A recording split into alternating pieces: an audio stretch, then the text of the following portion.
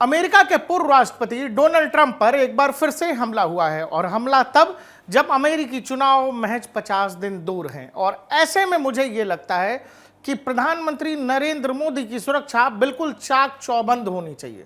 मैं आपसे ऐसा क्यों कह रहा हूं कि भाई अमेरिका में डोनाल्ड ट्रंप पर हमला हो रहा है और मैं आपसे यहां बात कर रहा हूं प्रधानमंत्री मोदी की सुरक्षा की। दोनों ही चीजें जुड़ी हुई हैं, कैसे वो मैं बता दूंगा।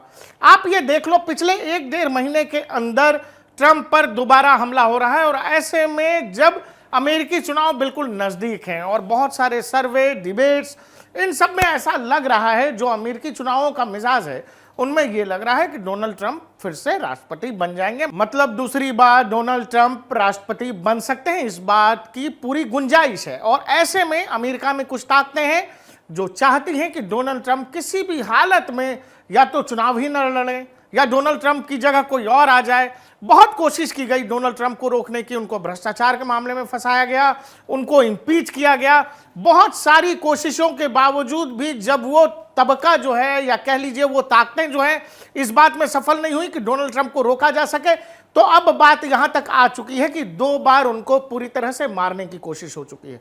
फ्लोरिडा में रैली के दौरान उन पर गोली चलाई गई थी और अब आज जब वो गोल्फ खेल रहे थे उनसे 300-400 मीटर की दूरी से उन पर फायरिंग की जाती है और उसके बाद 50 किलोमीटर पीछा करके पुलिस उस सस्पेक्ट को पकड़ती है। अब सवाल है कि एक राष्ट्रपति, एक लोकतांत्रिक देश जहां लोकतंत्र की दुहाई देता है, अमेरिका पूरी दुनिया को लोकतंत्र का पाठ पढ़ाता है, ऐसे में एक उम्मीदवार जो राष्ट्रपति का चुनाव लड़ रहा है उस पर पिछले 1.5-2 महीने में 2 बार आक्रमण हो चुका है।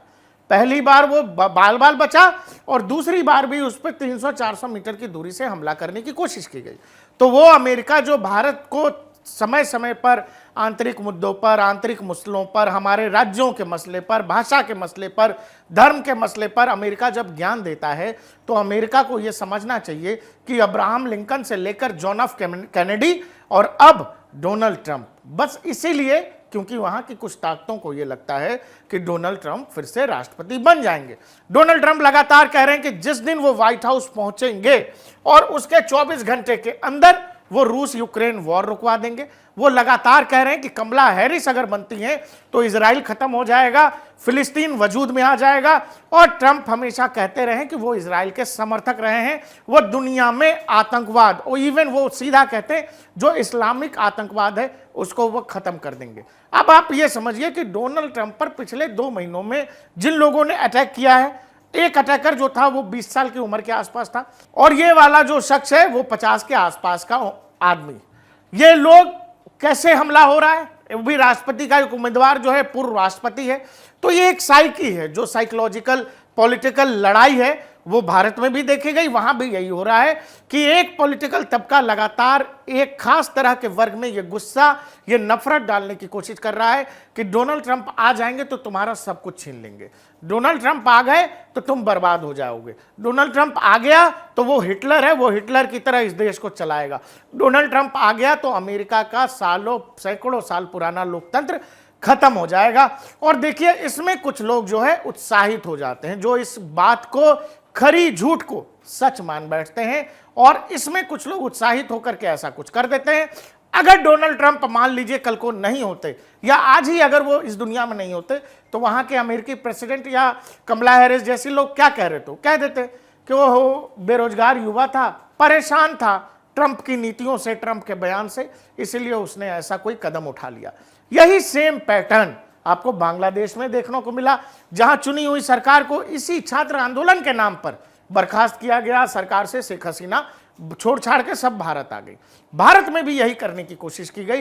ये दर्शकों प्रॉपर साइकोलॉजिकली आदमी के मन में, आम जनता के मन में, भोली भाली जनता के बीच फीड किया जाता है, खास तरह की इमेज बनाई जाती है। जब कोई नेता वाकई में किसी देश के लिए अच्छा काम कर रहा हो, करप्ट ना हो, उसके लिए आपके लिए कुछ आरोप नहीं मिल रहे हो, 10 साल 15 साल के शासन के बाद भी जब नरेंद्र मोदी के लिए कोई आरोप नहीं बचा कि कैसे इसके इमेज को डेंट किया जाए, तो एक नया नैरेटिव गढ़ने की कोशिश होती है देश में कि नरेंद्र मोदी तानाशाह है, नरेंद्र मोदी लोकतांत्रिक नहीं है, नरेंद्र मोदी जो है इस देश में सब कुछ खत्म कर देगा, बेरोजगारों को खा जाएगा और लाभ पता नहीं किस किस तरह के आरोप। और फिर क्या आप देखते हैं? आप देखते हैं कि पंजाब में कहीं कुछ किसानों ने बीच ओवर ब्रिज पर प्रधानमंत्री को घेर लिया। फिर आप कहीं ये देखते हैं कि खुलेआम इस देश के एक बड़े नेता, लोकतांत्रिक नेता ये कहते हैं कि इस देश का युवा नरेंद्र मोदी को भगा भगा के मारेगा 6 महीने बाद। खुलेआम कहा जाता है। ये जो नरेंद्र मोदी अभी भाषण दे रहा है, मैं आपको बता रहा हूं 6 महीने बाद, 7-8 महीने बाद ये घर से नहीं निकल पाएगा। हिंदुस्तान के युवा इसको ऐसा डंडा मारेंगे, इसको समझा देंगे कि हिंदुस्तान के युवा को रोजगार देने के बिना ये देश आगे नहीं बढ़ सकता है। फिर वही नेता कुछ दिनों बाद जब बनारस की एक यात्रा के दौरान प्रधानमंत्री पर किसी ने चप्पल उछाला तो वो बयान ये दिया जाता है कि वो प्रधानमंत्री से पहले लोग डरते थे, अब नहीं डरते। Now what has happened is people are not scared of him. And you saw the other day, I think somebody in Varanasi itself threw a chappal on his car. Right? So it's very clear. The basic concept of Modi has been destroyed in this. ये सब कहा इसीलिए जाता है कि कुछ खास वर्ग के लोग या फिर कुछ ऐसे लोग जो किसी खास नेता को पसंद नहीं करते या नापसंद करते, उस नापसंदगी को उस हद तक लेकर के चले जाना कि वो नफरत में कोई बड़ा एक्शन ले ले, कोई ऐसी चीज कर ले जो राष्ट्र में आफत ले आए, जैसा ट्रंप के साथ हुआ। ये कोशिश बहुत बार करने की कोशिश की जा रही है। अब जैसे मैं आपको एक बयान बताता हूं, राहुल गांधी यूएस में थे, उन्होंने सीधा कह दिया कि सिखों को पगड़ी जो है नहीं पहनने दिया जा रहा है और कड़ा जो है पहन करके गुरुद्वारे में नहीं घुसने दिया जाएगा। ये क्या है? ऐसा है सिचुएशन देश में? नहीं है। क्या कोई एक वाकया इस देश में है? नहीं है। भारत में जो लोग सर पर पगड़ी रखते हैं सिख, उनको हेलमेट भी पहनने की जरूरत नहीं है, वो ऐसे घूमते हैं। सब लोग जिनको जरूरत है, सभी लोग अपने धार्मिक क्रियाकलापों को अपने हिसाब से मनाते हैं। जिनको गुरुद्वारा जाना है, जो सिख नहीं भी हैं, वो भी आते जाते हैं, किन्हीं को कोई दिक्कत नहीं है। लेकिन एक नेता ने सीधा ये नैरेटिव डाल दिया। अब कल को कुछ भी ऊंच नीच होता है तो यही पॉलिटिशियन आपसे कह देंगे ओहो इस देश में सिख बहुत नाराज थे। और सबसे बुरी बात यह है कि इस देश में वो नेता ये सब कर रहा है जिस देश में आतंकवादियों ने उसके खुद के घर की पिता और दादी जी उस आतंकवाद की भेंट चढ़ गई, फिर भी ये खतरनाक खेल खेला जा रहा है। इसमें आप ये समझो कि लोगों की साइकोलॉजी से खेला जाता है, दिमाग से खेला जाता है। एक खास तरह की बात, खास तरह का झूठ या खास तरह का संदेश नेता अपने बयानों के जरिए देने की कोशिश करते हैं और उसमें कुछ ऐसे लोग बहुत प्रोत्साहित हो जाते हैं जो इस तरह का कदम भी उठा लेते हैं, जो फ्लोरिडा में ट्रंप के साथ हुआ या फिर आज की घटना जो है ट्रंप के साथ हुई है। सेम पैटर्न है, वही पैटर्न भारत में भी फॉलो हुआ, वही पैटर्न बांग्लादेश में भी फॉलो हुआ। भारत में भी बहुत बार ये कोशिश करने की कोशिश की गई है। कल को कुछ भी होता है अगर नरेंद्र मोदी के साथ ऊंच नीच किसी भी तरह की घटना, जैसे आपने देखा जो पंजाब में हुआ, तो क्या कहा लोगों ने कि किसान बेहद नाराज थे, किसानों ने ऐसा कर दिया। कल को कुछ भी होता है तो कह देंगे ओहो युवा बेरोजगार था, युवा को यह बयान मोदी जी का पसंद नहीं आया।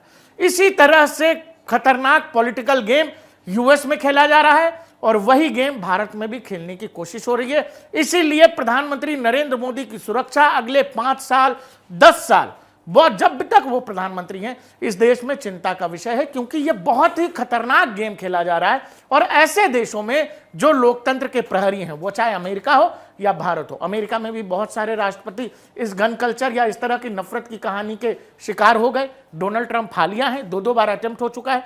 नरेंद्र मोदी के खिलाफ इसी तरह की मुहिम आप देखते हैं। कभी कोई नेता आपसे कह देगा कि नरेंद्र मोदी को भी वही बांग्लादेश वाला हिसाब। आपने सीए एनआरसी के दौरान देखा कि किस तरह नरेंद्र मोदी के खिलाफ के नारे लगाए गए और जो चीजें कही गई मैं नहीं कहना चाहता, मैं वही कह रहा हूं, यह साइकोलॉजिकल वॉर है और इसमें जानबूझकर एक छवि, मनगढ़ंत छवि, कृत्रिम छवि खास तरह के लोगों में बढ़ने की कोशिश की जाती है और यह छवि, यह नफरत उस हद तक चली जाती है